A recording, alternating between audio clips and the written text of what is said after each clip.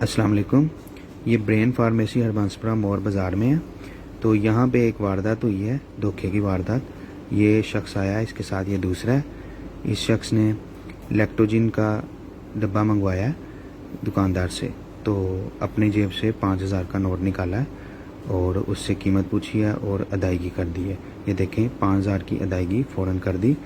850 روپے کا ڈبہ ہے اور دکاندار نے سے باتیں کرتے کرتے دکاندار نے اسے باقی رقم واپس کر دی ہے، جس کے بعد یہ شخص جو ہے نا وہ رقم گنے گا. اور یہ 11 اکتوبر 2022 کا واقعہ ہے اور یہ دیکھیں یہ اس کو رقم باقی گن کر واپس دے رہا ہے. یہ رقم جو ہے اس نے واپس دی، اس نے گنے نوٹ اور یہ شاپر میں پیک کر کے دکاندار نے اس کو اس کی چیز دے دی. اب یہاں تک تو خریداری مکمل ہو گئی، لیکن وہ شخص اس باتوں میں لگا رہا ہے اس دکاندار کو کہ یہ آپ نے مجھے مہنگی دے دی ہے، تو لہٰذا مجھے وہاں سے اتنے کی مل رہی تھی، تو آپ ایسا کرو کہ یہ واپس کر لو اور مجھے میری رقم واپس کرو.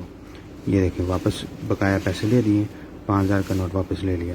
اب اس کے بعد پھر باتوں میں لگا رہا ہے. یہ دیکھیں دوبارہ آپ سلو موشن میں دیکھیں 5,000 کا نوٹ اسے واپس کر دیا گیا، جو کہ اس نے فوراً جیب میں ڈال لیا. اور اس کے بعد وہ پھر باتوں میں لگا رہا ہے، کہہ رہا ہے یار چلو مہنگائی تو ہو گئی ہے لیکن کیا کر سکتے ہیں، آپ نہ مجھے دے دو تو میری باقی رقم بھی واپس کرو، چلے میں لے جاتا ہوں.